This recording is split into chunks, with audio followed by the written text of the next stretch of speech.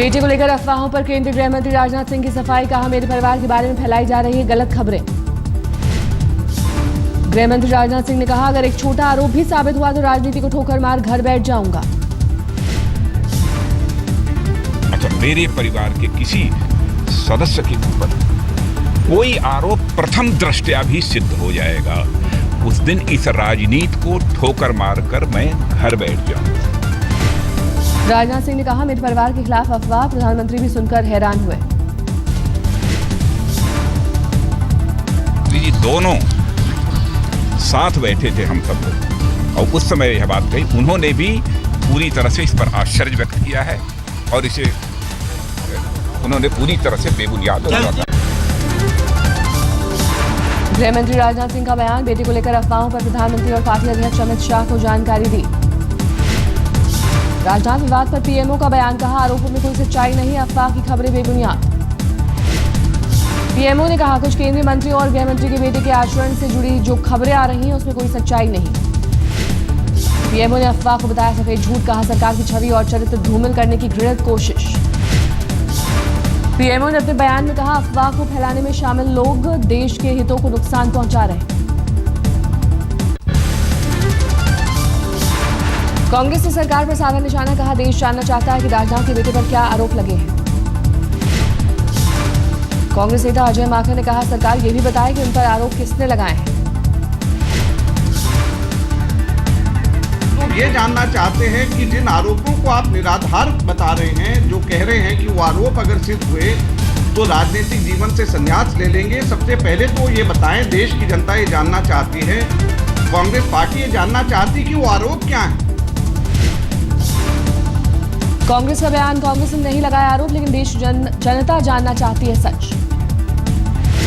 Congress party Rajnath Singh ji से यह भी जानना चाहती है कि जिन आरोपों की आप बात कर रहे हैं, जब कांग्रेस पार्टी ने ही वो आरोप नहीं लगाए, जो प्रमुख विपक्षी पार्टी है, तो ये आरोप आपके ऊपर लगाए किसने है। देश की जनता और कांग्रेस पार्टी बड़ी विनम्रता से आपसे ये भी जानना चाहती है।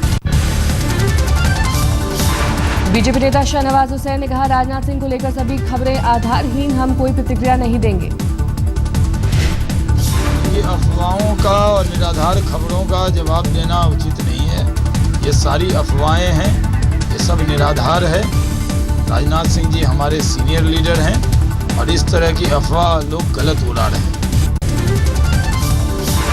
दागियों पर सुप्रीम कोर्ट की टिप्पणी। कहा, प्रधानमंत्री और मुख्यमंत्री को नहीं बनाना चाहिए दागी नेताओं को मंत्री। लेकिन सुप्रीम कोर्ट ने कहा, वो भ्रष्टाचार और आपराधिक आरोपों का सामना कर रहे मंत्रियों को अयोग्य ठहराने के लिए दिशा निर्देश जारी नहीं कर सकता। संविधान पीठ ने कहा, प्रधानमंत्री के पास संवैधानिक शक्तियां, उन्हीं के पास हिसाब से पीएम को करना चाहिए काम।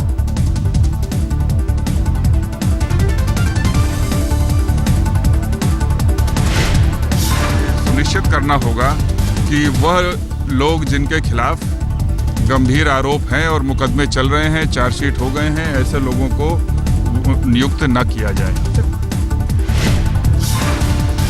एसोसिएशन फॉर डेमोक्रेटिक रिफॉर्म्स के मुताबिक मोदी सरकार के 13 मंत्रियों के खिलाफ चल रहे हैं आपराधिक मामले। अगर सुप्रीम कोर्ट देता निर्देश तो मोदी की बढ़ जाती मुश्किल। केंद्रीय स्वास्थ्य मंत्री डॉक्टर हर्षवर्धन ने कहा, हमारी सरकार में जब कोई दागी मंत्री नहीं तो कार्रवाई कैसी। दागी मंत्री को हटाने की जिम्मेदारी की बात है, तो पता नहीं है दागी मंत्री होगा तभी तो ना। केरल के राज्यपाल पद से इस्तीफा दे चुकी हैं शीला। फिर से सक्रिय राजनीति में लौटने की चर्चा। आरजेडी अध्यक्ष लालू यादव की सेहत के लिए पटना में हवन। आरजेडी दफ्तर में कार्यकर्ताओं ने की लंबी उम्र की कामना। दिल की बीमारी के इलाज के लिए मुंबई गए हैं लालू। एशियन हार्ट इंस्टीट्यूट में है भर्ती।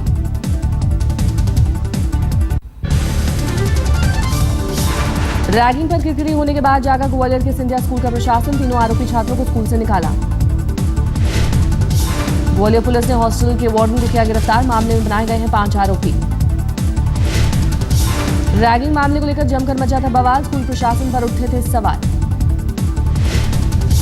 महाराष्ट्र के राज्यपाल के शंकर नारायण का सम्मान के साथ विदाई। दिया गया गार्ड ऑफ ऑनर। मुख्यमंत्री पृथ्वीराज चौहान ने मंत्रियों के साथ फूलों का गुलदस्ता देकर किया विदा। एक दिन पहले मंजूर हुआ था इस्तीफा।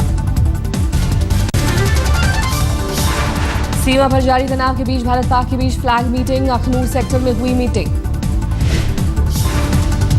अखनूर सेक्टर के निकोबाल पोस्ट पर दोनों देशों के बीच बैठक। बीएसएफ कमांडर एसके सिंह भी शामिल हुए। भारत के कड़े रुख के बाद पाकिस्तान के तेवर में नरमी। पाक ने ही फ्लैग मीटिंग का अनुरोध किया था। बीएसएफ के डीजी डीके पाठक ने कहा, पिछले 2 दिनों से सीमा पर गोलीबारी नहीं। पिछले 2 दिन से फायरिंग भी कम है। क्या लगता है आपको कि हालात कंट्रोल में? हाँ, ये सही है कि पिछले 2 दिनों से कोई क्रॉस बॉर्डर फायरिंग नहीं हुई है। शहीद धनंजय का पटना के बनेर में सैनिक सम्मान के साथ अंतिम संस्कार। लोगों ने नम आंखों से दी विदाई। जम्मू कश्मीर के कुपवाड़ा में एनकाउंटर में शहीद हुए लांस नायक धनंजय। 8 साल के बेटे ने पिता को दी मुखाग्नि। बीजेपी नेता सुशील मोदी भी शहीद के अंतिम संस्कार में पहुंचे। शहीद के परिवार से जताई संवेदना।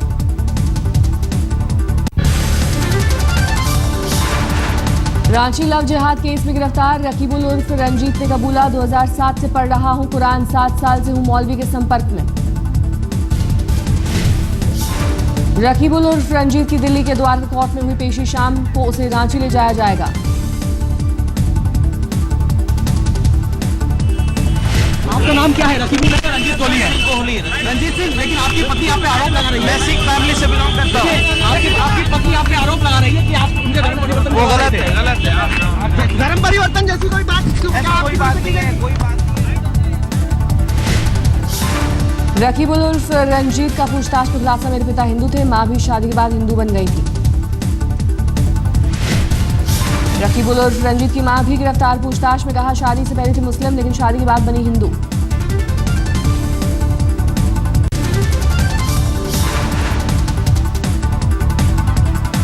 शूटर तारा शहरेद ने अपने पति पर अहम राज छुपाने के लगाए आरोप। कहा, उसे मिली कड़ी सजा।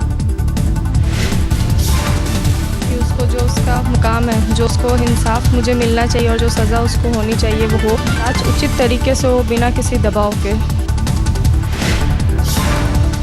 तारा शाहदेव ने कहा, मामले की हो पूरी जांच, सच्चाई लोगों के सामने आनी चाहिए।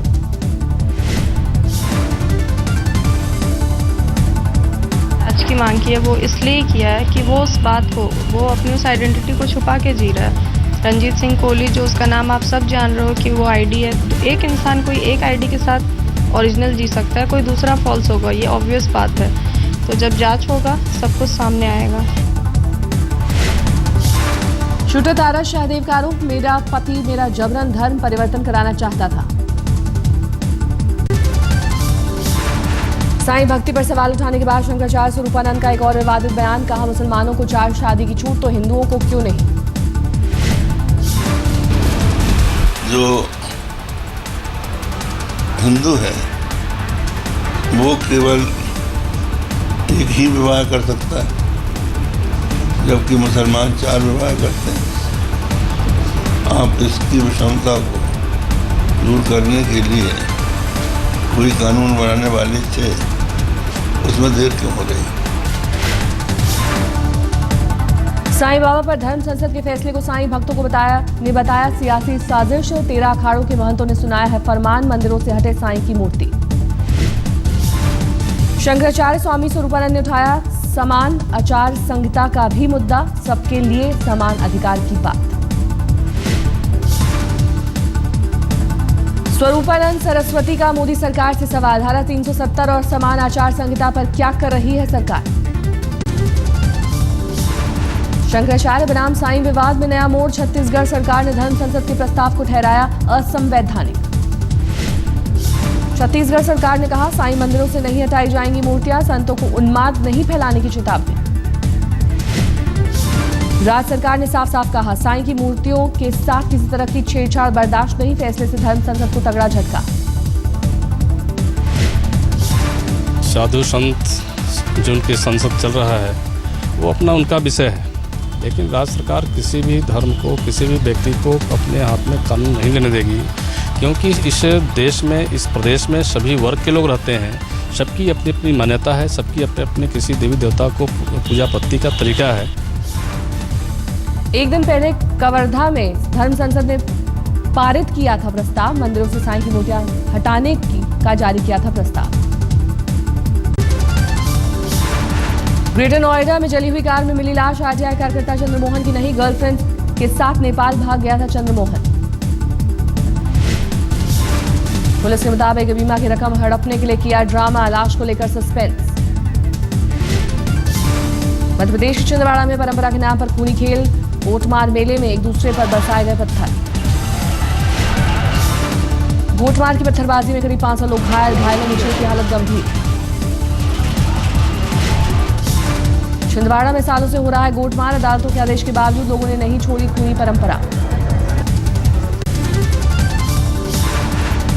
दिल्ली के हर्ष विहार, नाबालिग छात्रा को अगवा कर गैंगरेप, 4 लड़कों पर लगा रेप का इल्जाम। घर से ब्यूटी पार्लर के लिए निकली थी लड़की, रास्ते में जबरन अगवा कर मेरठ ले गए आरोपी। पीड़ित का आरोप, बयान दर्ज कराने थाने पहुंचने पर महिला पुलिस ने की बदसलूकी। रेप हम जानते हैं क्या होता है, तू तो भी बच्ची है, तुझे नहीं पता। हम तो शादीशुदा हैं, पर ये मत कहियो अंदर जाके रेप हुआ है, बेफालतू फंस जाएगी तू भी। ये कहियो मेरे साथ बदतमीजी हुई है। दिल्ली के चंद्रलोक इलाके में गोली लगने से घायल हुई बच्ची, एक्सरे के दौरान चला पता।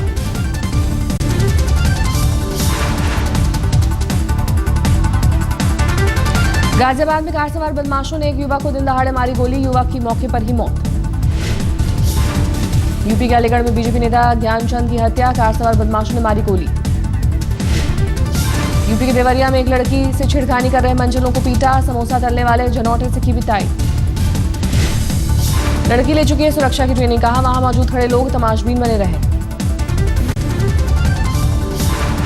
यूपी के सीतापुर में जिंदा निकाली गई दफन की गई बच्ची, चाचा चाची पर हत्या की कोशिश का आरोप। 7 साल की बच्ची की गला दबाकर हत्या की कोशिश, मरा समझकर किया गया दफन। बच्ची मिट्टी से बाहर निकलने की कर रही थी कोशिश, नजर पड़ने पर लोगों ने गड्ढे से बाहर निकाला। यूपी के शामली में बदमाशों का आतंक, रंगदारी के लिए 3 कारोबारियों की गोली मारकर हत्या। दिल्ली के महिपालपुर में 11 लड़कियों को कराया गया आजाद, बचपन बचाओ आंदोलन ने की मदद। यूपी के सिद्धार्थनगर में बाढ़ का कहर, जिले के 58 गांव बाढ़ से बुरी तरह प्रभावित। यूपी सरकार ने शीघ्र राहत पहुंचाने की कही बात, मंत्री शिवपाल यादव ने 15 दिन के भीतर अधिकारियों से मांगी रिपोर्ट। और किसी भी तरीके की लापरवाही नहीं होनी चाहिए, उसका तुरंत सर्वे करें और तुरंत 15 दिन के अंदर उसकी रिपोर्ट शासन को दे दें। बीजेपी सांसद जगदम्बिका पाल ने कहा, नेपाल से छोड़ा गया पानी ढा रहा है कहर। 3 बांधों पे 98 में बात शुरू हुई थी नेपाल के साथ, जो अभी पेंडिंग था। कानपुर में बिजली कटौती को लेकर कारोबारियों ने बुलाया बंद के दौरान बीजेपी कार्यकर्ताओं की पुलिस से भिड़ंत। बीजेपी विधायक सतीश महाना का आरोप है, शहर में बिजली की भारी किल्लत, अखिलेश सरकार के खिलाफ नारेबाजी। दिल्ली के वसंत वैली स्कूल में ड्रामा फेस्टिवल, एनसीआर के 17 स्कूली बच्चों ने लिया हिस्सा। वसंत वैली स्कूल के 25 साल पूरा होने पर खास फेस्टिवल, 3 दिन तक चलेगा रंगारंग कार्यक्रम। फेस्टिवल में दिल्ली के बेहतरीन स्कूलों के बच्चे दिखाएंगे हुनर, कार्यक्रम को लेकर बच्चों में उत्साह।